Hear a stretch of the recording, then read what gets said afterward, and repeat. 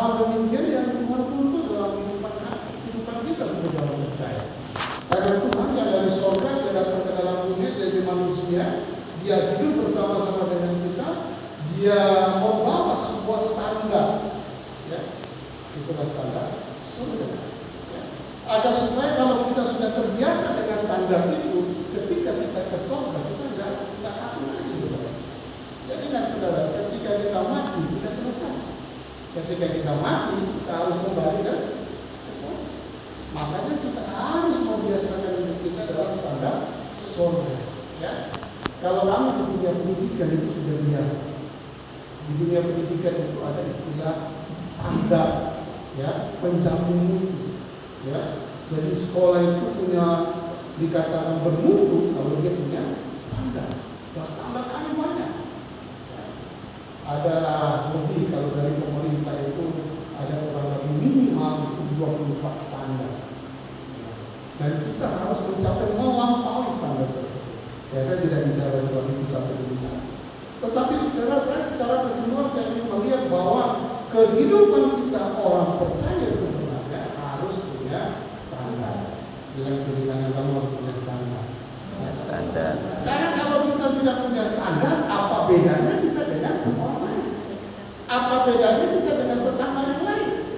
Kalau kita tidak punya standar, bahkan standar itu harus melampaui, maka sebenarnya orang bisa tinggal di rumah buat kita. Karena kalau tidak, apa bedanya kita dengan taruhlah orang Kristen yang biasa-biasa. Ya. Kalau dulu orang Kristen, tetangga kita orang Kristen yang tidak berdoa, kita harus melewati itu. Kita adalah orang Kristen yang berdoa. Kalau kita punya tetangga orang Kristen yang suka baca Alkitab, kita punya orang Kristen yang suka membaca Alkitab. Nah, sebenarnya dari Tuhan, mari kita membuka dulu, kita memulai, ya, firman Tuhan ini dari Kolose pasal 3 ayat yang ke-23. Ini ayat yang terkenal. Ya. Kolose 3 ayat 23, ya. Demikian firman Tuhan, saya akan baca, Bapak Ibu bisa lihat di tampilan LCD atau di Alkitab saudara. Apapun juga yang kamu perbuat, ya. Alkitab katakan apapun. Ya, kalau bicara apapun berarti semua. Ya, mau sampai hubungan suami istri pun kita lakukan. Harus dikatakan perbuatlah itu dengan segenap hatimu. Ya. Untuk apa? Seperti untuk Tuhan dan bukan untuk manusia. Apapun. Jadi kehidupan kita sebagai orang Kristen itu saudara, totalitas hidup kita, mulai dari kita bangun pagi sampai kita tidur lagi, dan semua kegiatan-kegiatan kita, aktivitas kita, detik demi detik, menit, jam, bahkan ya, hari demi hari, ya, tahun demi tahun harus kita lakukan untuk itu kesimpulan. Kalau kita lakukan hanya untuk kita diri sendiri, kita egois. Ya. Kalau kita lakukan segala sesuatu, karena kepinginnya kita, makan pun untuk Tuhan, bekerja pun untuk Tuhan, apapun yang kita lakukan itu untuk Tuhan.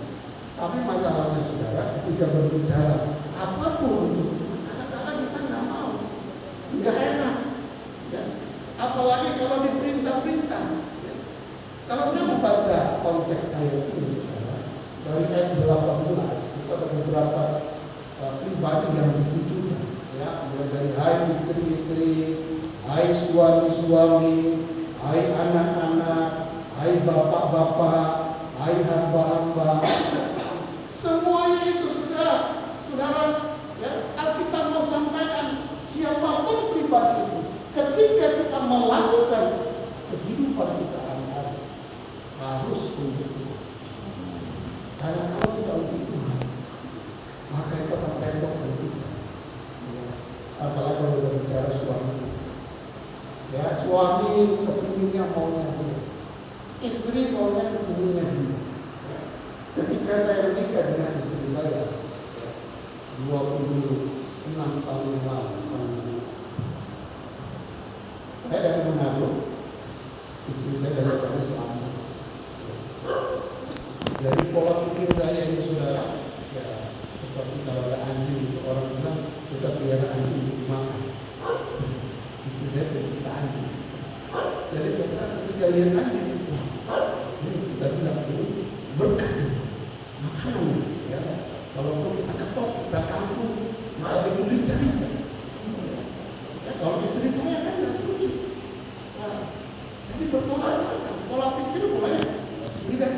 saudara. Tetapi ketika kami menikah, saya tidak berpikir untuk diri saya sendiri. Saya punya istri. Jadi ketika dari hari ke hari saya mulai mengurangi makan mulai makan B1 sampai akhirnya adalah saya tidak memakan lagi karena apalagi di rumah kita pelihara juga. Nah, sudah kita harus menghormati istri kita. Saya sudah pedas, istri saya suka manis. Ya. Kalau udah masaknya manis-manis, ya kalau saya macam-macam ya sudah nggak selesai. Ya, lama-lama menyesuaikan. Saya mulai manis, istri saya mulai apa? Pedas-pedas. Ya, akhirnya kita mulai sejalan. Jadi sudah kalau suami istri memikirkan dirinya sendiri, akan berantem sudah. Demikian juga anak-anak. Maka dikatakan, hai anak-anak, hormati bapakmu. Begitu baik bapak-bapak, jangan sakiti anakmu. Karena kalau kita ikuti maunya kita, saudara, kok kadang-kadang kita lihat anak kita nakal, rasanya pintunya kita mau. Ya. Padahal kita tidak lupa, dulu kita nakalnya seperti itu. Ya. Jadi sekarang ketika kita lihat itu lagi, kalau kita tidak menahan diri kita, ya bisa kacau. Ya. Berapa banyak kejadian ya, bapak itu anak itu sampai anaknya sakit dan seperti itu. Nah sudah kasih demikian juga ketika kita bekerja. Ketika kita bekerja, kalau kita berpikir untuk dirinya kita sendiri, kan maunya datangnya sesuka-sukanya kita. Kalau kita jadi karyawan, kerja jam 8 pagi, kita datang jam 10, suka-sukanya kita. Kalau tadi itu buka warung, ya, kan warung kita yang kita buka aja suka-suka kita. Ada kalah sekarang, ya tidak jadi apa. Artinya sudah dalam hidup kita ada standar yang Tuhan taruh. Bahkan orang di sekeliling kita, masyarakat di sekeliling kita pun melihat ada standar dalam hidup kita. Ya. Apalagi saudara, kalau kita ini sudah plus orang Kristen. Kita ini orang Kristen. Kalau jadi orang Kristen itu saudara, sudah tahu orang Kristen harus saling mengasihi.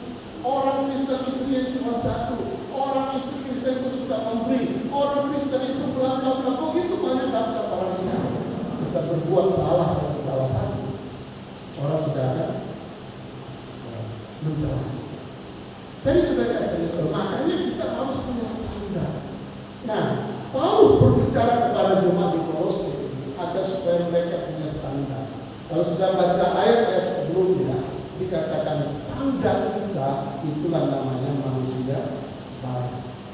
Kita harus menjadi yang namanya manusia baru. Kita harus menjadi manusia baru. Bukan berarti kita harus ganti baju kita, tetapi paradigma kita harus kita ubah supaya cara berpikir, cara bicara, segala sesuatu dalam hidup kita berbeda dengan dunia.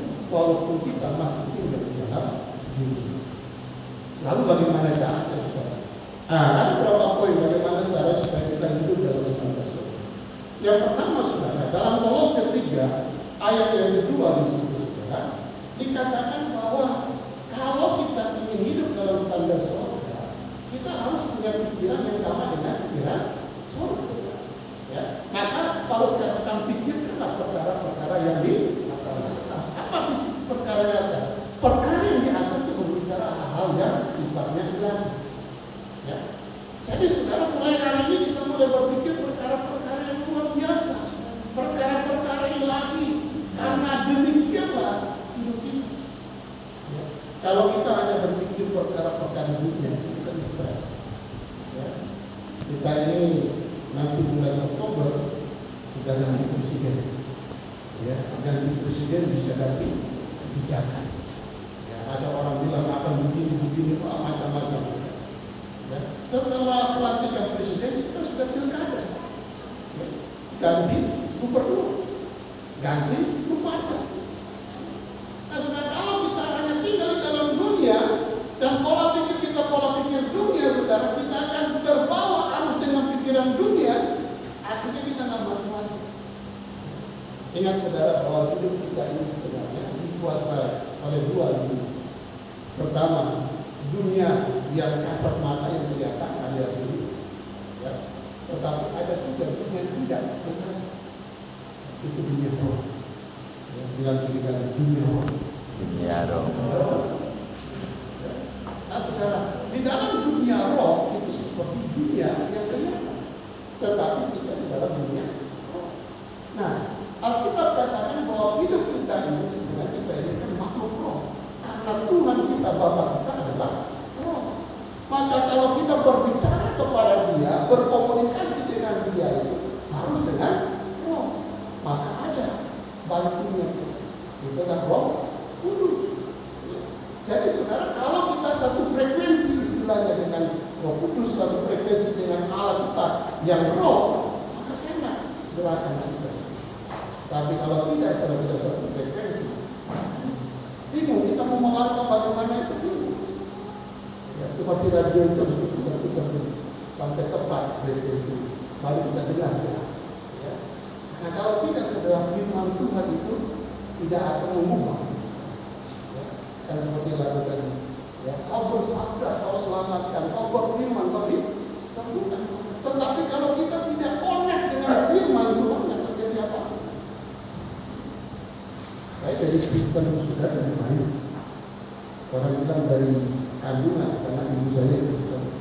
Nenek moyang kami di Manado itu sudah Kristen. Baca Alkitab itu sudah biasa. Ya, apalagi kita zaman dulu kalau di Manado sekolah minggu itu suka menghafal ayat. Ada lomba cicilan, cerdas cermat Alkitab. Hari-hari baca Alkitab, pakai di lomba. Tapi sudah masalah kita lakukan lomba.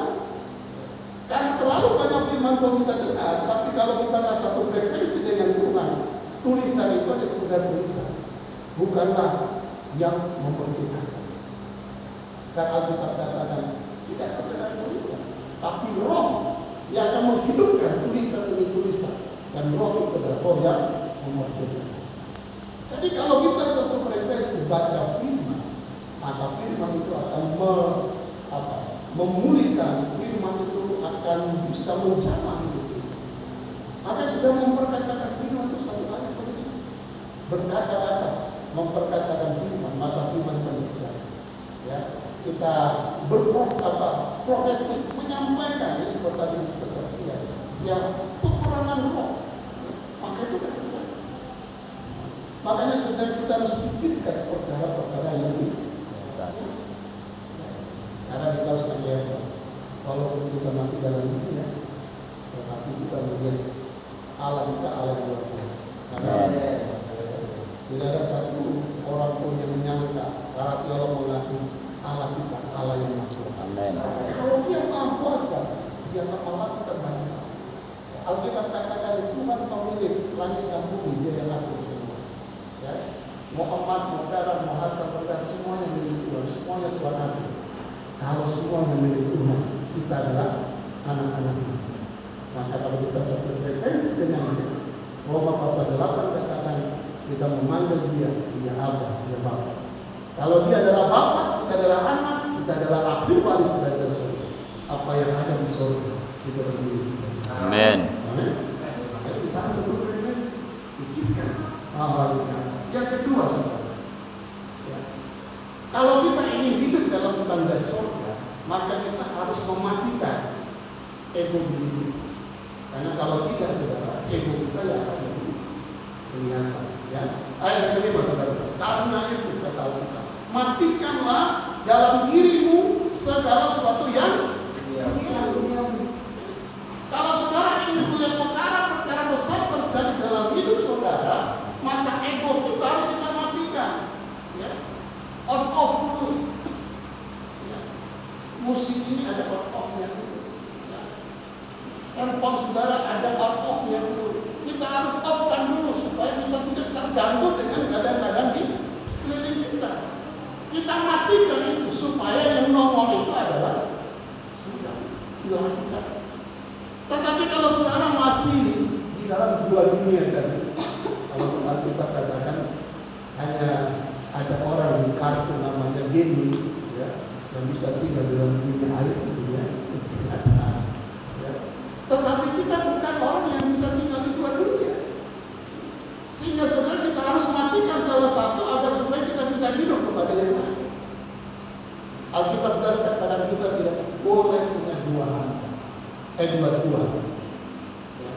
Kadang-kadang ke gereja haji Senin Sabtu rada-rada aneh.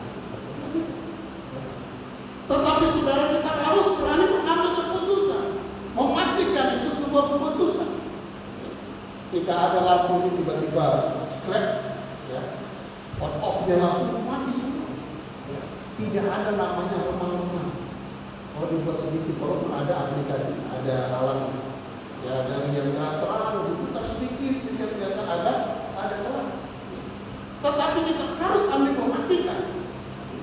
Kalau saudara ingin melihat perkara-perkara supaya terjadi dalam saudara. Makanya apa yang kita matikan? Alkitab jelas kalau sudah membaca, inilah dikatakan manusia yang harus kita matikan. Percabulan, kenajisan, hawa nafsu, nafsu jahat, keserakahan, yang bahkan dikatakan penyembahan berhala. Alkitab katakan semuanya itu mendatangkan murka. Itu masuk. Jadi dari Kristen itu, saudara, Kristen sejati itu tidak boleh yang remah-remah. Ya. Katakan ya. Tidak katakan tidak. Lain daripada tidak siap.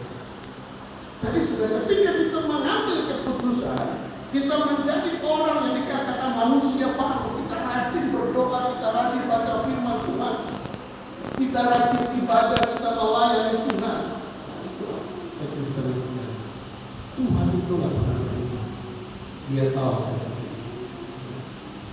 Sebelum kita ngomong saja, kata pemasmur tidak tahu apa yang kita pikirkan. Yeah. Kita mau berdoa, kita berkat, Tuhan lebih rindu memberkati kita.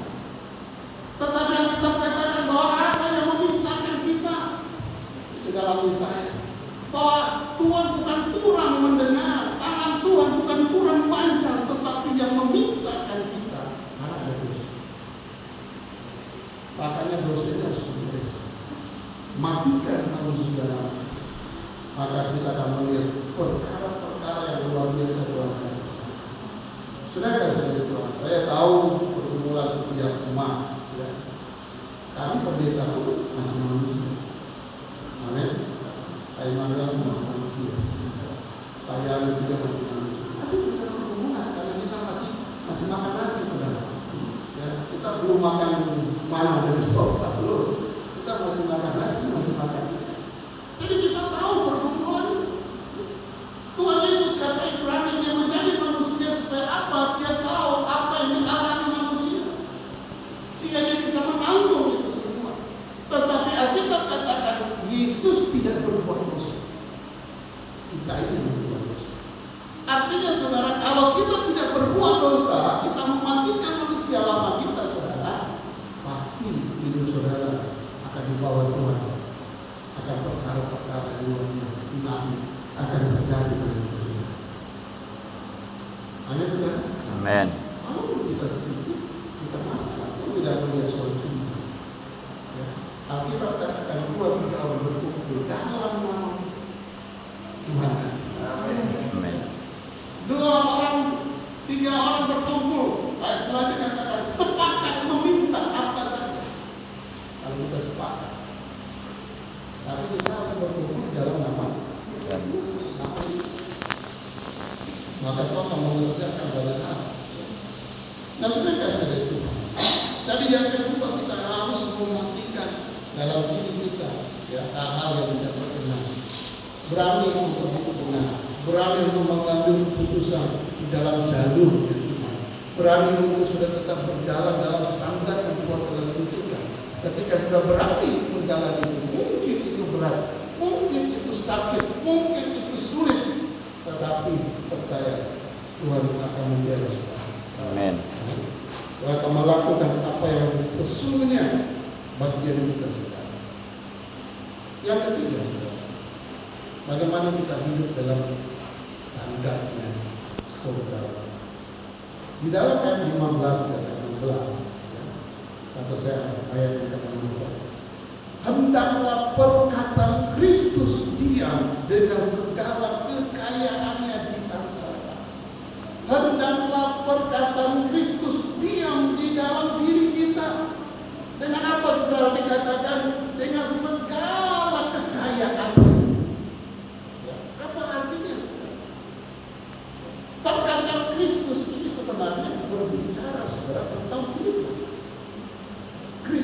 adalah firman itu sendiri. Ketika Tuhan menciptakan langit dan bumi, maka berfirmanlah Tuhan, jadilah terang. Maka terang itu jadi. Ketika Tuhan menciptakan binatang-binatang, tumbuhan, bahkan termasuk yang ada di alam semesta ini jadi, maka jadi. Nah, demikian juga dikatakan bahwa kalau perkataan Kristus itu ada dalam diri kita, maka ketika kita memperkatakan itu, maka jadi. Makanya hari ini bicara standar itu, saudara, berarti saudara harus memastikan diri saudara mulai membiasakan memperkatakan firman. Nah, masalahnya saudara, kadang-kadang kita ini kan kadang baca firman, sehingga firman itu nggak tersimpan di dalam pikiran dan mulut kita. Kita mungkin dengar itu cuma di hari ini, sehingga hanya mungkin 1-2 ayat yang ngomong. Itu pun kalau ngomong, kalau nggak lupa. Tetapi kalau kita setiap hari ada perkataan Kristus, ada perkataan firman, dan kita perkatakan itu, saudara, maka itu sudah terjadi. Tuhan itu membela firman. Amin, saudara. Amin. Dalam Yesaya dikatakan, segala sesuatu yang keluar dari mulut Allah tidak akan kembali dengan sia-sia. Firman yang keluar dari mulut Allah tidak akan pernah kembali dengan sia-sia. Ya, kalau sudah memperkatakan bisnis saudara, sudah memperkatakan keluarga saudara, sudah memperkatakan anak-anak saudara, sudah memberkati itu semua, tidak akan kembali dengan sia-sia. Amin.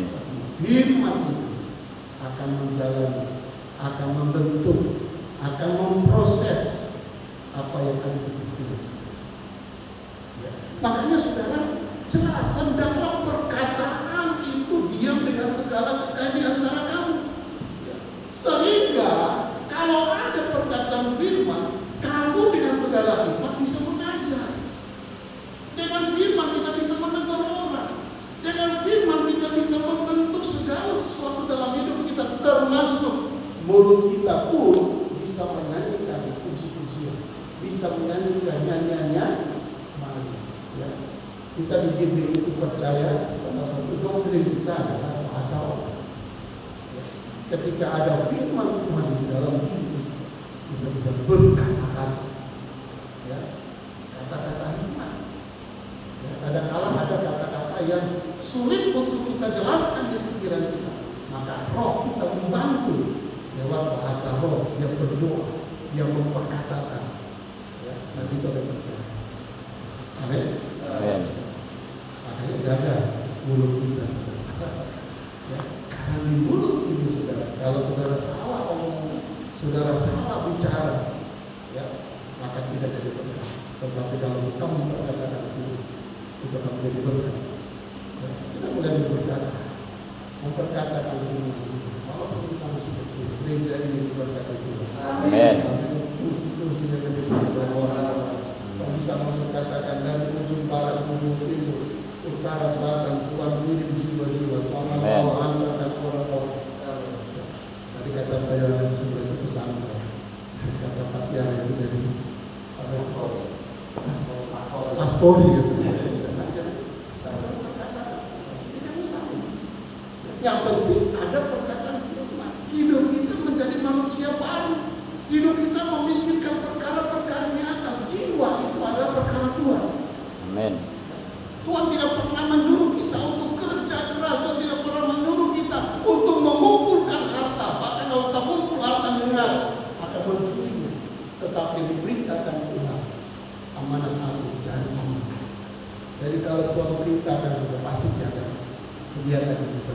Amin. Ya. Jadi sekarang kita mulai memperkatakan Tuhan kirim jiwa-jiwa. Ya. Karena ini pelayanan Tuhan. Kalau Tuhan sudah memulai di tempat ini, saudara, percaya Tuhan tidak akan pernah meninggalkan kita. Yang terakhir, saudara, bagaimana kita hidup di dalam standar Tuhan. Ayat 17. Dan segala sesuatu yang kamu lakukan, dan segala sesuatu yang kamu lakukan, seperti di ayat 23, apapun, ya berarti ini totalitas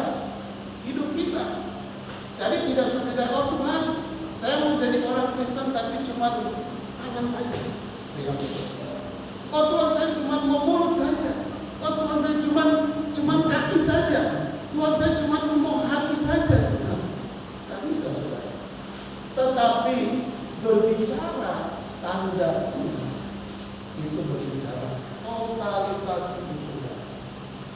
Ya. Apa sih? Ke siapa sih? Yaitu diri. Totalitas hidup kita itulah diri kita yang sudah diubahkan Tuhan, sudah dipulihkan Tuhan.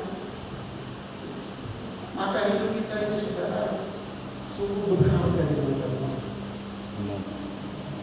Kalau kita berteologi itu selalu ada pertanyaan, kenapa sih Tuhan tidak pakai malaikat untuk melayani?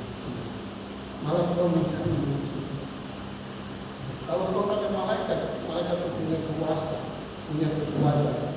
Tapi Tuhan memilih. Tetapi Tuhan memilih kita manusia yang sederhana.